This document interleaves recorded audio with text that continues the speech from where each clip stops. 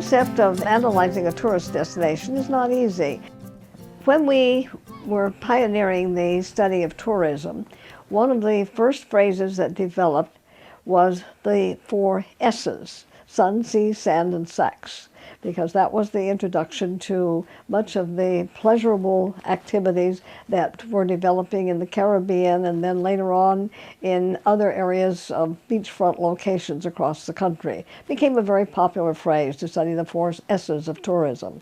Well, that was only applicable to one destination, and I began to think about what else could we use as a system of analysis, and I thought about the 4 H's of tourism.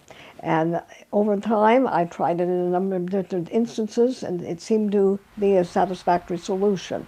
So the 4 H's would be habitat, heritage, history, and handicrafts.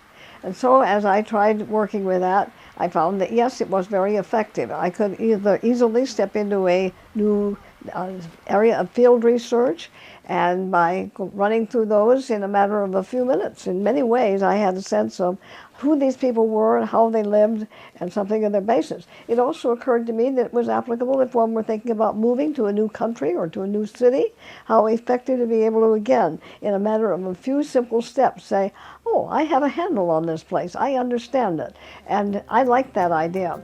If you think of habitat, habitat is basically a geographical term. It assesses climate and landforms, the resource base that people have to work with, whether it's agriculture or industry, and it also then establishes some of the activities that they would be engaged in. So in a very few minutes, you could look at a town like my own little hometown, Chico. When I thought about moving here, we looked at it on the basis of climate, landforms, the resource base, and the lifestyle that it would represent, and then decided to move. The second step is to look at the heritage of the population.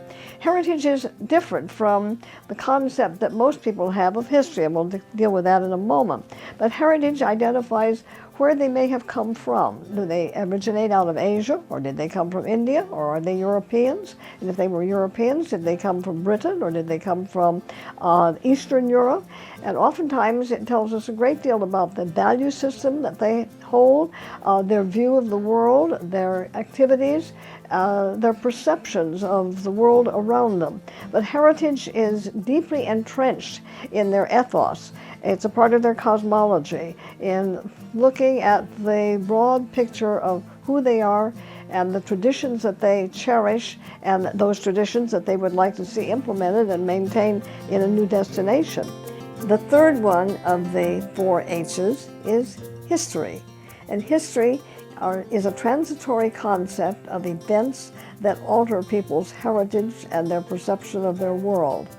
The historical facts are often somewhat overplayed, in my opinion, as in the case of war. We talk about the wars as being significant, but we lose fact of the 3 phases of war: before the war, during the war, and after the war. And those, again, are historical periods of time that modify a culture, force people to make changes in their lifestyle. History plays an important role, but by no means is history as important in large measure as the heritage that is the fundamental to their entire culture and their lifestyle. The fourth one of the 4 H's is handicrafts. And I use that simply as a way to try to identify that these are the values that they like and the traditions that they want to preserve.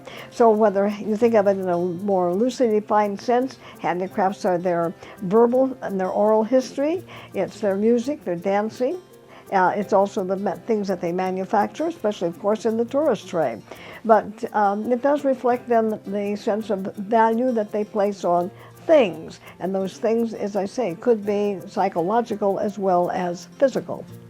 But I have found it to be a very easy way to summarize and to always remind myself, have I gathered all of the essential information that I need in order to really have a comprehension of what these people, who they are, what they are, how they survive, what their lifestyle is, and also something of if they're going to change, in what direction may those changes be directed.